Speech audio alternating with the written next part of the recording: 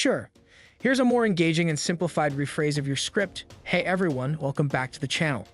Today, we've got some awesome news and leaks about the upcoming Samsung Galaxy S25 Ultra. But we're focusing on the Galaxy S25 Plus, not the Ultra or the base model, but the Plus version. We'll be covering first-look images, charging speed, battery details, and more. Oh, and there's something interesting. There's no SIM card slot in the images. Could this mean Samsung is ditching the SIM card altogether for the S25 series? Well, let's dive in and see what's really happening. What's up, guys? Sal here. So after checking out the S25 Ultra and the regular S25, we've now got the S25 Plus in front of us. If you were hoping for big design changes, you might be a little disappointed. The S25 Plus looks almost identical to the S24 Plus. The camera setup, pretty much the same too, with just a small tweak. Samsung has given the S25 and S25 Plus this new, slightly funky camera design. It's a bit odd and honestly, it screams dirt magnet. Luckily, the Ultra isn't getting this design, which is probably a smart move. But here's some good news. The camera bump on the S25 Plus is thinner, just 1.8 millimeters compared to the Ultra's 2.4 millimeters. For comparison, the iPhone 16 Pro Max has a huge 4.3 millimeters camera bump, so the S25 Plus is winning here. Now let's talk about what everyone's buzzing about, the missing SIM card slot in the renders. It's not just the S25 Plus.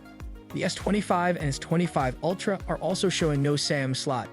People are already jumping to conclusions that Samsung is going fully eSIM. But don't freak out just yet. The lack of a SIM slot in these images doesn't mean it's gone for good. These renders are for case makers and they often don't include the SIM slot. So relax, the S25 series will still have physical SIM cards. Moving on to the display, the S25 Plus is rocking a 6.7 QHD Plus screen and it's 0.4 millimeters thinner than its predecessor. It might not sound like much, but you'll notice it. Both the S25 and S25 Plus are also getting 12 GB of RAM, which is an upgrade from previous models. This extra RAM is mainly to support Samsung's new AI features. As for battery life, no surprises here. Battery capacities remain the same as last year, minus 4,000 mAh for the S25. 4,900 mAh for the S25 Plus, and 5,000 mAh for the Ultra. Charging speeds haven't changed either. The S25 charges at 25 W, while the S25 Plus and Ultra support 45 W. It's a bit underwhelming, especially since other Android brands have gone way beyond this. Even Apple's iPhone 16 lineup now supports 45 W charging across the board. Now, here's something interesting. The code names for the S25 series have leaked, and one of them is Paradigm. A paradigm is a pattern or model, which has people wondering if Samsung is trying to set a new standard with the S25 lineup. We'll have to wait and see, but it's definitely a bold name choice. Finally, some good news for Samsung and Android users. Remember Google's Gemini Live feature that launched with the Pixel 9? It lets you have real human-like conversations with your phone, but it was locked behind a $20/month paywall for Gemini Advanced users. Well, it's now free. According to 9to5 Google, a lot of Android users are starting to get it. I haven't seen the update on my phone yet, but Google is rolling it out in phases.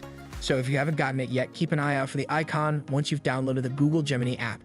And that's all for today's video. If you want to know the 9 ways the S25 Ultra already beats the iPhone 16 Pro Max, drop a comment below. If you like this video, give it a thumbs up and don't forget to subscribe for more tech content. Thanks for watching and I'll see you in the next Oni. I kept the tone and structure similar while making it more conversational and approachable.